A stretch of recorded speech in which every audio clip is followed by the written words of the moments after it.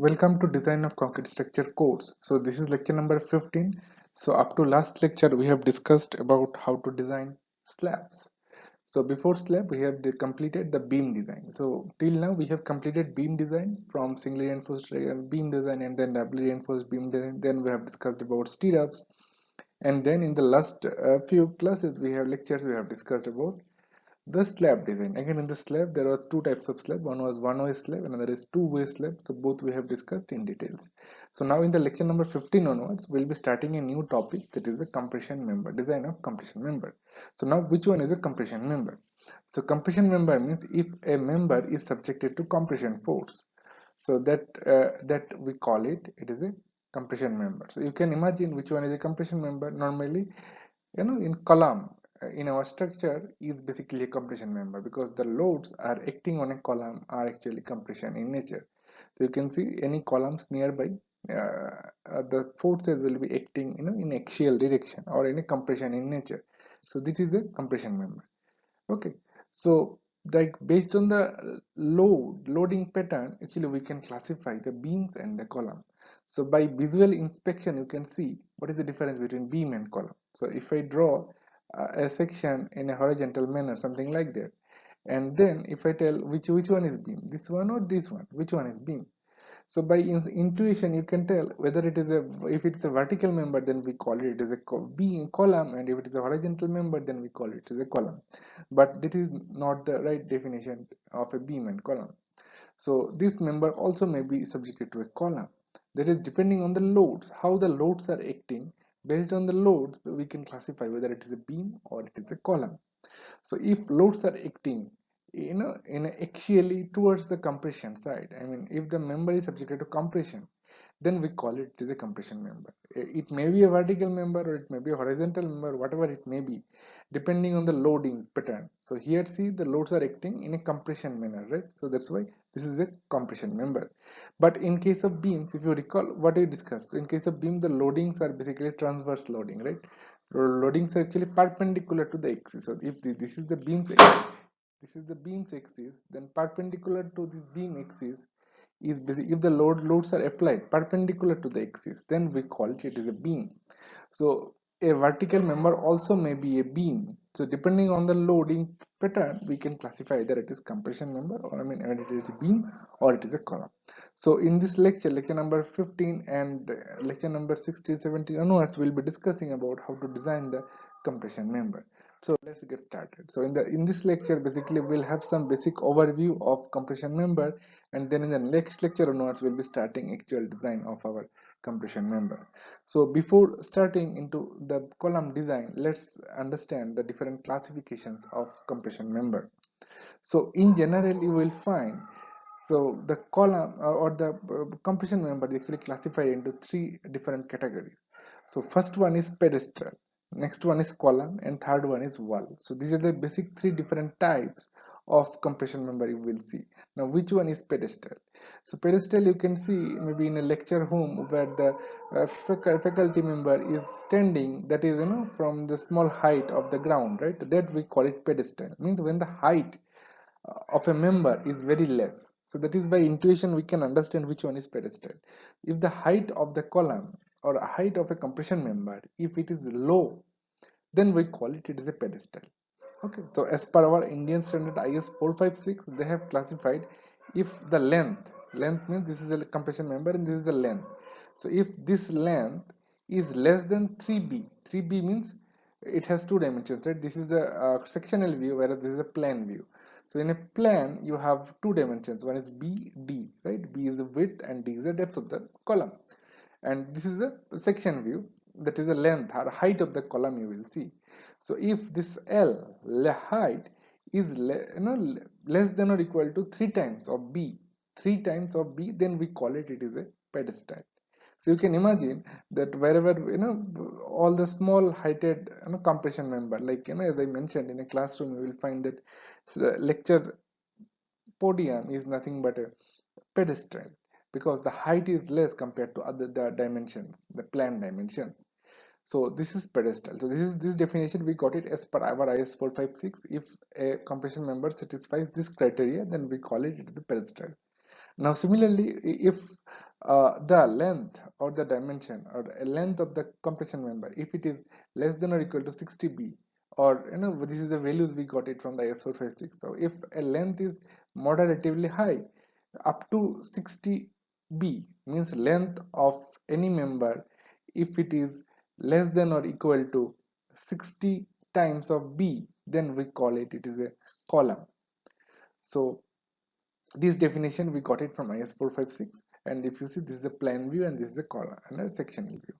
Now if the width no, which one is column now? So column, wall also, if you see, wall also subjected to compression force. So wall is also a compression member. So which one you call it a wall? If it satisfies this condition, means height of the wall or height of the compression member, if it is less than or equal to 30t, 30 times t means thickness of the wall or thickness of the member. So if it is less 30 times t less than this height, then we call it is a wall. So, so based on the dimensions of the compression member, we can classify it either it is maybe pedestal, or it may be a column, or it may be a wall. So depending on the dimensions, we can classify these into three categories, and all these values are actually we got it from our IS-456. Now let's get clarified with few nomenclature. So in this compression member design, we'll be extensively using LE. This is nomenclature. What is LE? LE here is the effective length of the compression member. Then what is L? L is the unsupported length of a member. Okay, B is the least lateral dimension, D is the greater dimension. So in a plan view of a column, you will have two dimensions, right? One is uh, x direction, another is y direction. So smaller one, always we call it small b. So smaller, which one is smaller, that we call it small b, is basically least lateral dimension, and capital D is always the greater lateral dimensions. And EF is the effective height of a wall, T is the thickness, and L1 is the length of the wall. So now let's clarify few doubts, few definitions in this compression member design.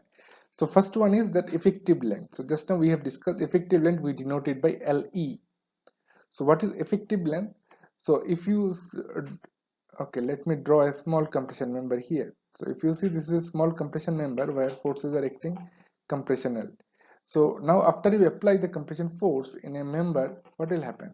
The beam or the compression member will be subjected to buckling. So this type of buckling will be happening on a compression member, right? So now if you draw the bending moment diagram of this member, so how the bending moment will be look like? So this is depending on the obviously the support conditions, which type of restraint, which type of support is there in the both the sides. Based on that, you will find the uh, bending moments. So now let's consider the both the ends of a beam or a column is subjected to a hinge or a simply support. So I am drawing another beam, another column basically, and and this member is support is here is hinge support. So both the ends are hinge support, and you applied the compression force. So because of that, what will be the bending moment diagram? So bending moment diagram will be what will be the buckling shape then? So buckling shape will be something like that. Okay, so and then what will be the bending moment diagram also? So bending moment diagram also something you will get it in this manner, because both the ends are actually hinge ends. So that's why at the both end you will have zero bending moments.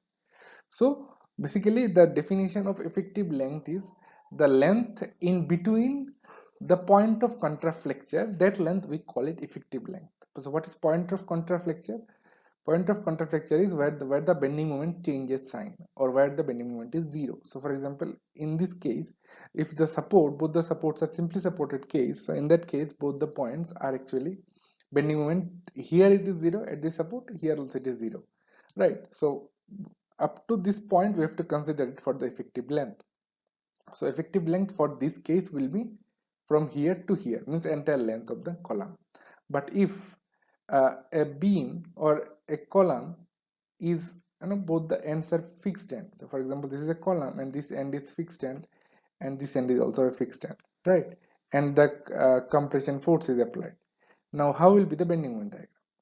So bending moment diagram or the buckling shape, how will be the buckling shape?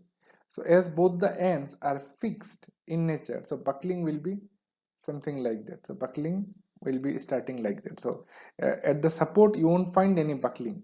So at this support there won't be any buckling, but after some distance the buckling will start. So this is a buckling shape. Although it is very enlarged figure, but in reality also you will find the buckling will be starting not from the support, but here the buckling started from the support itself, right? But in if the both the ends are fixed end, then buckling won't be starting at the support itself. After some distance buckling will start, something like that. So here also the distance will be not, the effective length will be not from the entire length of the column, but where the 0 to 0. So 0 to 0 distance will be the effective length. So effective length, what is the definition? So the vertical distance between the point of inflection of the compression member in a buckled configuration in plane is termed as the effective length. So we have to draw the buckling shape of the compression member, and then from the buckling shape where that point of inflection means where zero deflection will be there, or deflection where it is changes sign. So that point we call it effective length. So now effective length, what it depends on effective length. Effective length basically depends on the which type of support condition we have. So if we have a fixed support, then the effective length will be a little less than the entire length, right? Because this portion also effective length is starting from here to here, right? So if it is a simply supported case or the hinge support, okay, then in that case the effective length will be the entire length of the uh, compression member itself. So depending on the support condition, basically effective length varies. So if you open IS 456 clause number 25.2, there you will get a table where all the effective lengths for different types of support condition it is mentioned. So LE is the effective length equal to K into L. What is K? K is the factor or the ratio.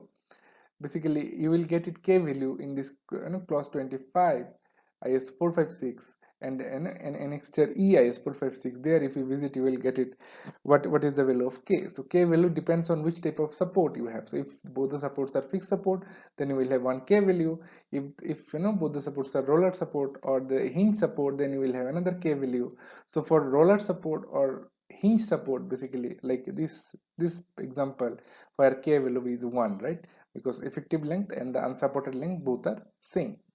Okay, so now this is the definition for effective length. Now next definition is pedestal definition. Already I have discussed it. If you visit clause number 26.5.3, you will get the definition of pedestal. Similarly, for the column definition, as I mentioned, if the least lateral dimension, if it is less than 60, then we call it is a column, and that also will get it in this clause. So in the last slide, whatever I have discussed in this, basically in this clause, basically we will get the definition. Similarly, which one was wall definition, also we will get it. That is that height, if it is not crossing less than 30 t, then we call it is a wall. And this is the clause number where you get all the definitions. So here the most important definition you have to understand is the effective length. Which one is the effective length of a column? So column may have some length, maybe 5 meter total length of the column, but the effective length may not be 5 meter.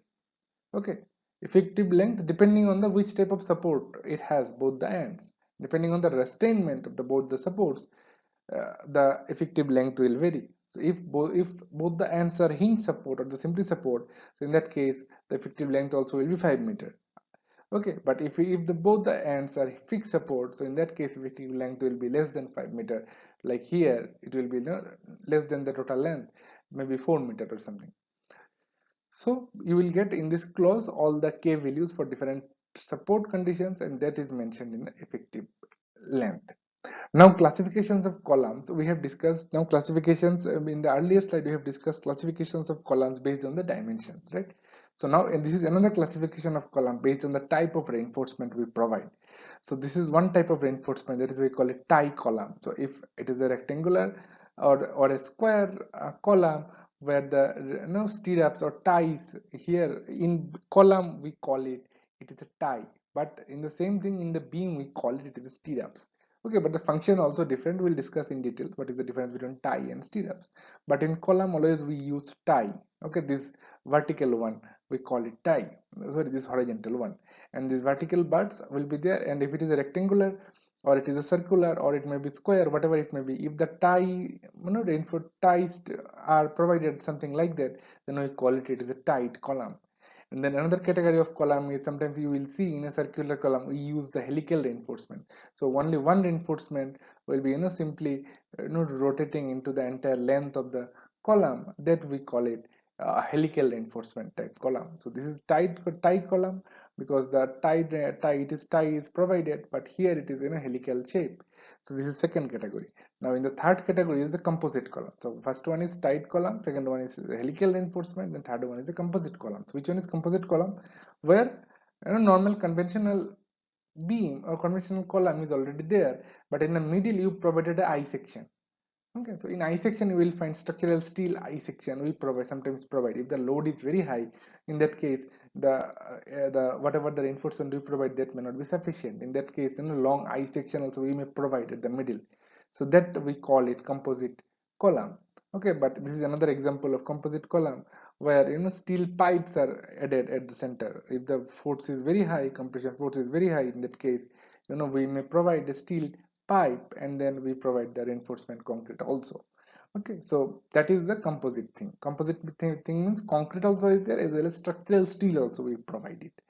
Okay, that is, we call it composite column. So this classification is based on the type of reinforcement we provided. So now next classification is based on the loading. Based on the loading also we can classify the beam or the column basically into three categories. One is uniaxial column or uniaxial loading. So what is uniaxial loading? So let's consider this is a column where loads are applied axially. Axially means just about the axis. So if this is a column, so this middle line is the axis of this column, right? Vertical axis. So if any load is acting just about the axis, then we call it is axially loaded column. Okay, so if you see, this is a plan view, and this middle portion O is the CG, right, center of gravity of the section. If any load is acting just through this O point, then we call it is a axially loaded column. Now if the load is not acting just at the CG of the plane, but it is acting somewhere here, right, about some point about x-axis, there if you provide, then this will produce a bending moment also, right, as well as axial floats plus bending moment also it will generate. Moment also, not bending moment, basically moment also it will generate. Why? Because our axis is here, right? If any force is acting at this point here, then we'll have force into distance. So CG will have some distance, so that's why it will produce extra moment into the column. So then that column we call it uniaxial column. So if the load is acting here, if you see this is a column, if the load is acting here, not at the CG O, but it is acting some distance from O, but about one axis only, so this will produce axial force as well as the moment also, because force into distance is there, so it will produce both moment and axial force both. So that we call it uniaxial force, because uniaxial moment, because the moment has generated about only one axis, either it may be x-axis or it may be y-axis, anyone the moment will be generated. So this is our second category. But third category is, for example, if you consider this is a column and the load is P is acting not at this point. If load is acting at this point, then we call it axially loaded column, right? This is the first case, if it is acting at this point. Now if this P load is acting about this x-axis, any point, anywhere, then we call it is a uniaxial moment, right? Axial loading with uniaxial moment. So this is the second category. But if the load is acting somewhere, not about the axis, not about x-axis, not about y-axis, but somewhere if the load is applied, so in that case it will produce moment about both the axes. About x-axis also it will have some moment. Moment means p into ex, right? Ex is the distance from the x-axis, it will have some p into ex additional moment. Similarly about y-axis also it will have p into ey, right? Another moment also will be there. So this type of column we call it is a biaxial loaded column. So here, based on this loading pattern, we have three categories. First one is axial loading, where if the load is just applied through axis of the column, then we call it axial loaded. If the load is acting towards any axis, not through axis, but apart from one axis, then we call it uniaxial moment, I mean axial loading with uniaxial moment column, and if load is acting away from the both the axes, somewhere it is acting, then it will produce moment about both the axes, and then we call it is a biaxial bending, the axial loading with biaxial bending column. So now where you will find, so in reality, where you will see axial loaded column, where you will see uniaxially loaded column, where you will see biaxial loaded column. So now if you see, this is a plan of any building, so you can consider where you are sitting, there also you will have something like that plan of the structure, right, plan of the building. So in that case, if you see these corners, if you consider this column, corner column, so corner column, what will happen? So corner column is continuous, it is actually discontinuous. So corner column, only one side you have beam, this side you have beam, and this side you have beam, right? So the whatever loads are coming from slab to, it will go to beam. So whatever loads are there, it is from slab to beam it will come, and then from beam it will go to column, right, and then column to foundation. That is a typical load path of any structure. So now just consider this corner column. So corner column, what happens? The load is coming from beam to column. So only one side, only this side load will be coming, and about only this side load will be coming, right? So this column will experience two additional extra moment also. Moment about x-axis also, moment about y-axis also. This is our third case. So this case, if you say biaxial bending, right? But if you see the center column, what will happen to these center columns?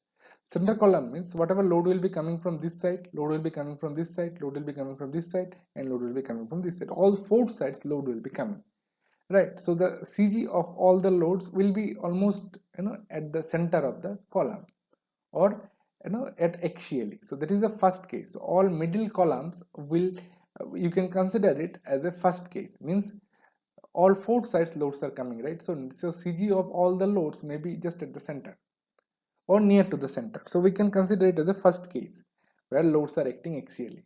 But whereas this edge column, so this column and this column, if you see this column, if you consider x-axis, it has symmetry. So whatever some loads are coming from this beam, some loads are coming from this beam, right? So x-axis, it has symmetry. But what about y-axis? Y-axis, it is not in a symmetry. Only one side you have load, but other side there is no load. So it will have second case, means this one, where you have only one side loads are eccentric loads are coming into the column. So it is uniaxial bending. You will find here all the edge columns you will find uniaxial bending case, means second case, whereas all the corner columns you will find the third case, means biaxial bending you will see. So that is the based on loading pattern, how the columns are classified. So these three categories you understood. Now the classification of column based on the slenderness ratio. What is slenderness ratio? So let's understand in details about the beam behavior, column behavior. So let me draw a column here. So what will happen if you apply a compression load into a column? So now the column will buckle, right? So after you apply the load, so this may be the buckling shape of the column. So if you apply more loads, okay, so if you apply more loads, more buckling will be happening, and ultimately the column will fail. So how the column will fail?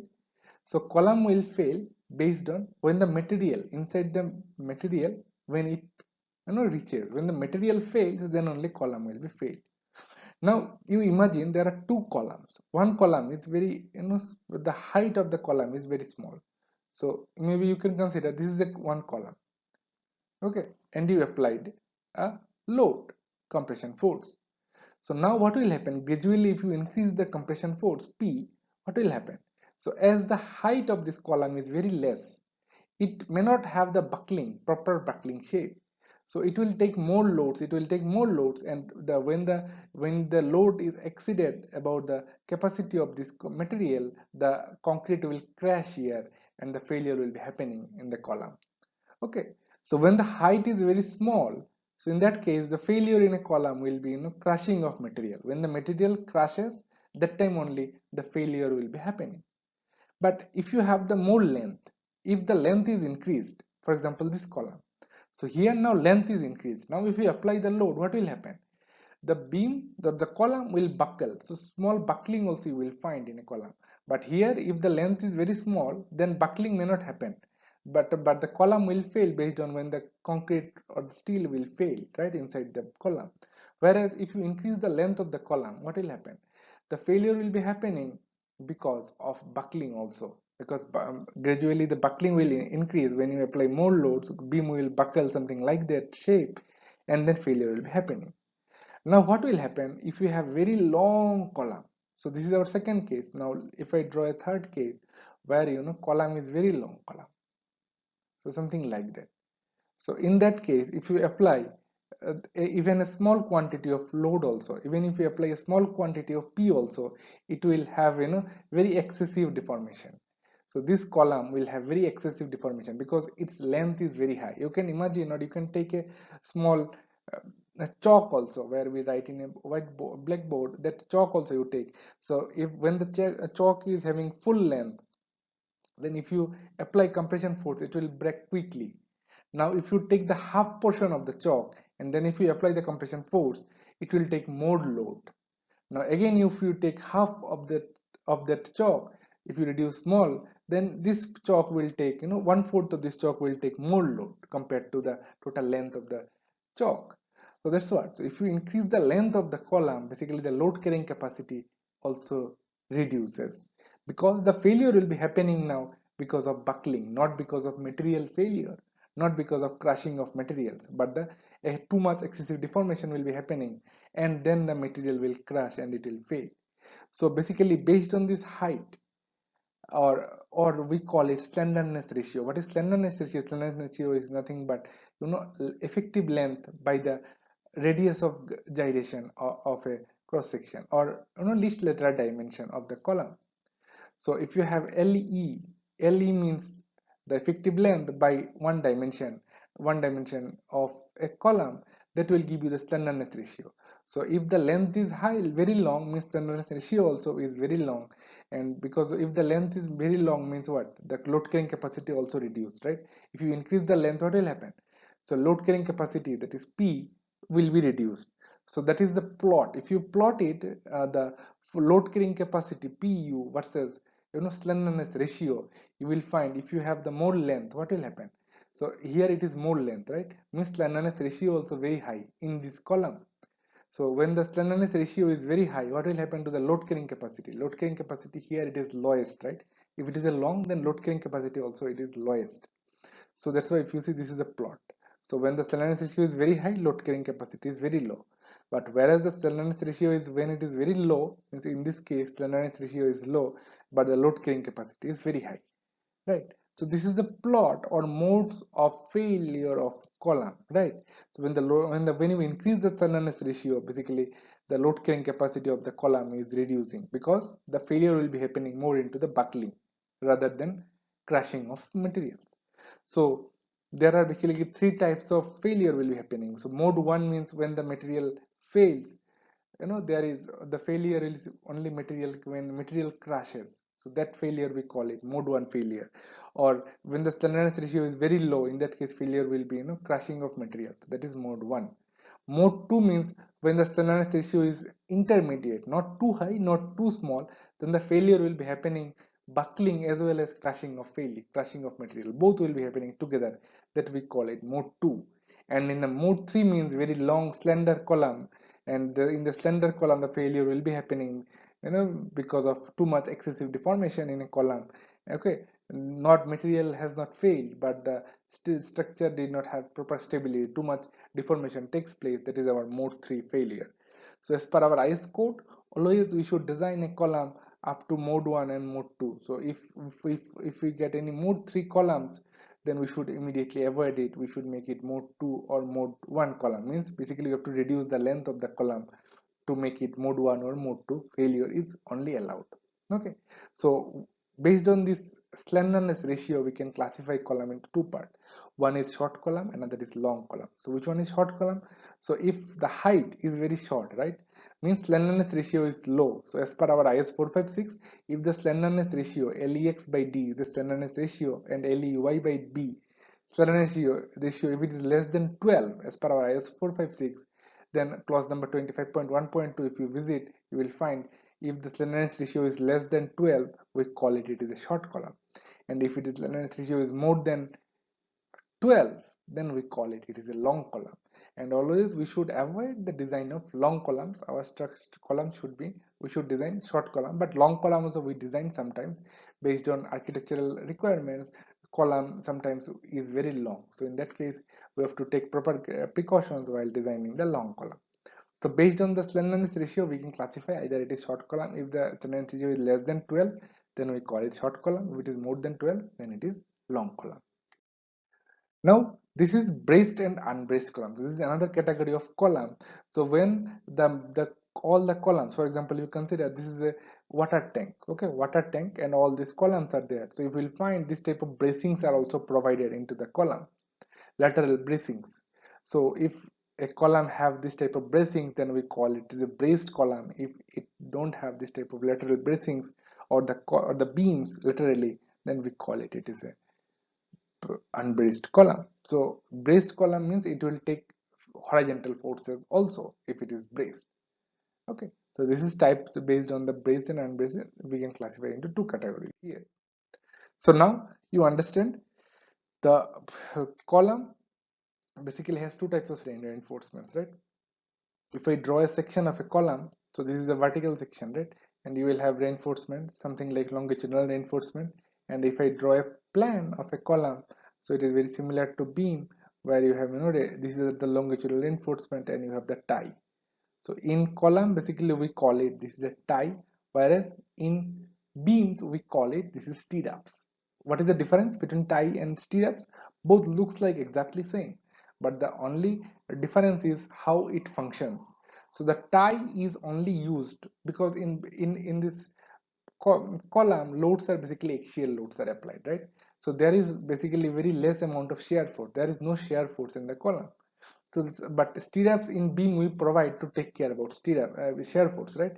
But in the column there is no stirrup. There is no shear force. Only axial force and bending moment also is there, small extent. So the here ties are provided because to keep these two longitudinal or four longitudinal, whatever number of longitudinal bars in place. When you apply the compression force, basically what will happen? These bars will try to buckle it, right? So let me draw it here. If you apply the compression force here and here also, what will happen? This bar will try to buckle something like that. So this bar also try to buckle something like that. So that's why this tie will basically tie both the bar together. So the strength of this column will increase if you add tie on a bar.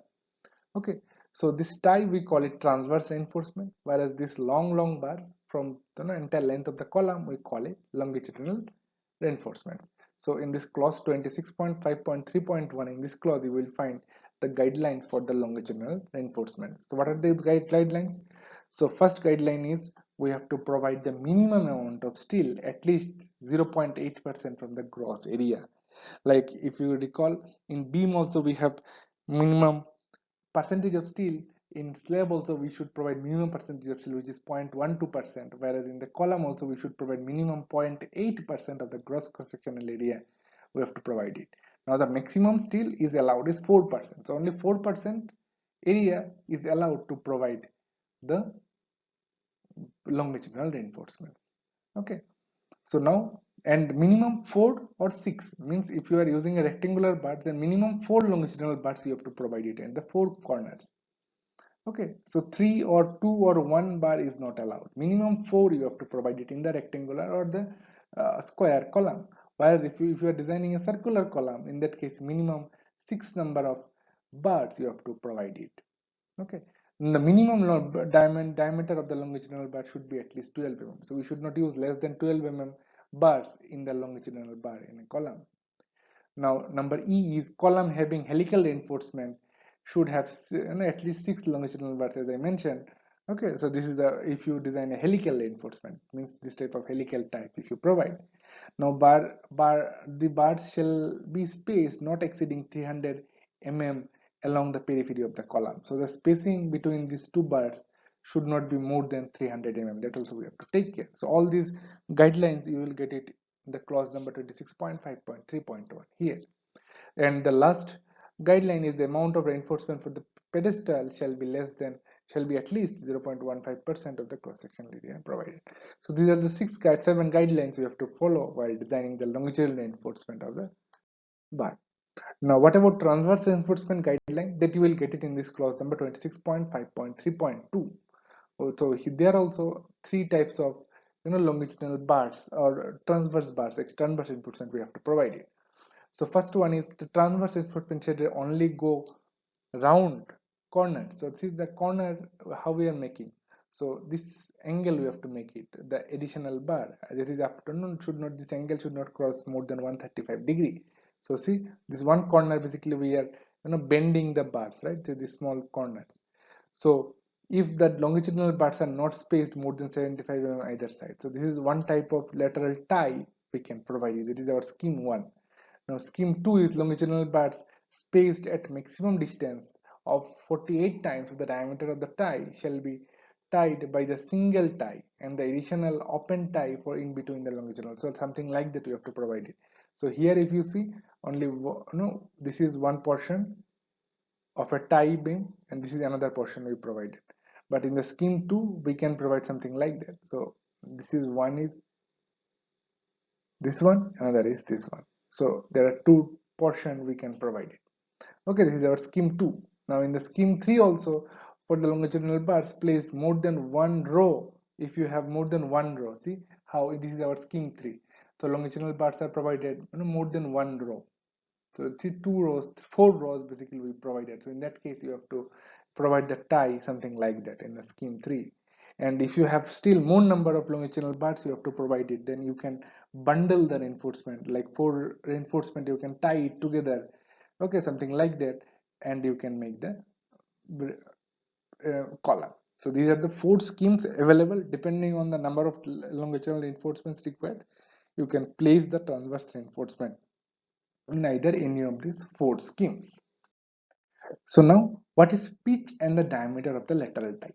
So pitch means, so let me draw a column. So if this is a column and it will have a longitudinal bar something like that, okay, so these are the longitudinal bars and we provide the tie also. So these are the ties, right? So what is pitch? Pitch means basically distance between two tie, that is we call it pitch. So distance between two tie bar we call it pitch. So what is the maximum pitch allowed? Maximum pitch in the transverse reinforcement allowed is at least the lateral dimension of the compression member. So where we will get it? These all provisions we got it from IS 456. Okay, so at least the lateral dimension of the compression bar should be there. So that is maximum you can provide, or 16 times the smallest dimension of the longitudinal reinforcement tied bar. For example, this longitudinal bars you are using the 12 mm bar, then maximum you can provide this pitch is 12 into 16, so 16 times the smallest diameter, or 300 mm. So which one is which one is least out of these three? You compute which one is less, that we have to provide it. That is our pitch of a column. And now what is the diameter of this tie bar? So diameter of this tie bar shall not be less than 1/4 of the diameter of the largest longitudinal bar. So for example, longitudinal bar you provided 16 mm. So 16 mm divided by 4. So 4 mm. So 4 mm bar is not available. So minimum 6 mm bar you have to provide it. So whatever largest longitudinal bar you provided, that divided by 4 should give what is the dimension or diameter of the bar tie bar you have to provide it. So this guideline you will get it from the IS 456. So now what is the assumption in the design of compression members? So whatever we have the assumptions 1 to 5 in the beam design. If you recall that plane section remains plane even after bending, this is first stage design. Like then concrete can only take compression, it cannot take any tension force. So if you recall all these 5 assumptions we made it in during the beam design. So all 5 assumptions are valid here also, but additionally 2 more added in the column design. So that you will get it in the clause number 39.1 IS 456. So these are the 2 additional columns, additional assumptions are required here in the column design. So the maximum compressive strain in concrete in axial compression is taken as 0.002. But in case of beam design, what we consider? So in the beam design, if you recall, our stress strain curve was something like that, right? So we consider that maximum strain concrete can take is 0.0035, right? That was the flexural strain concrete can take. Whereas in case of compressive strain, maximum axial compressive strain concrete can take is 0.002. That we have to consider. But in case of beam, we consider 0.0035. This is one deviation from earlier assumption. And the last assumption is the maximum compressive strain at the highly compressed extreme fiber in a concrete subjected to axial compression and bending when there is no tension on the section shall be 0.0035 minus 0.75 times the strain at the least compressive fiber. What is it means? Now if you have a biaxial loading or a uniaxial bending moment, so load is not acting at the CG but acting somewhere here, so in that case what will happen? So load is acting here, so in that case this portion or this side of the column will be subjected to compression, whereas this side of the column is subjected to tension, right? Because this portion will trying to come up, while this portion of the column will come to go down, right? Compression will be here and this side will be tension, something like beam design what we have. So in that case you have to consider the stress or the here in the tension side or the or in the compression side. Basically here in this side the maximum strain is 0.0035 minus 0.75 and the strains at the least compressive fiber in extreme fiber, that we have to use it. Okay, so these are the assumptions we have to use in case of column design. So when we will solve an example, these assumptions will be more clear to you. And the last design considerations we have to consider for the column design is the minimum eccentricity. What is minimum eccentricity? As we discussed, there are basically three types of column, right? Based on loading. One is if the loading is acting at just at the CG. Just at the CG means one type. Now, if the loading is if the load is applied here, means eccentric about one axis here. This is our second category. And the third category is if the load is acting somewhere here, or maybe I'll take some other color. If the load is acting here, then this is our third category, right? It is biaxial bending. So in reality, if you see the column basically never the load is actually axial. Always there will be some eccentricity. Load always there won't be any at the center. Always there will be some eccentricity either here or here. Whenever you make whatever perfect beam, but still a perfect column, but still you will find there will be small eccentricity. So that's why always we have to consider for the minimum eccentricity in a column. So we cannot we cannot build a column with axial loading or case 1. Always there will be small eccentricity. So what code said is that always there will be minimum eccentricity, and that we have to consider if it is up to 20 mm, if the eccentricity is 20 mm, means if you have a 20 mm something like that square also if you draw, and if the load is acting in this 20 mm square, still we'll consider it is axially loaded first case. Okay, that is our IS code set. Okay, 20 mm, or if you compute this one, which one is less? Okay, that is actually we have to consider. So even if loads are acting not at the CG but somewhere here also, then also we can consider it as a axially loaded case, and we can design it as part of the axial loaded case. Okay, because in reality we can't exactly make a axially loaded column. Always there will be some eccentricity. So that is our minimum eccentricity always we have to consider. So these are the typical design considerations are required for the column design. So in the next class we'll be discussing a um, column design, that is a short column design from basic scratch. We'll be designing a complete short column. Thank you.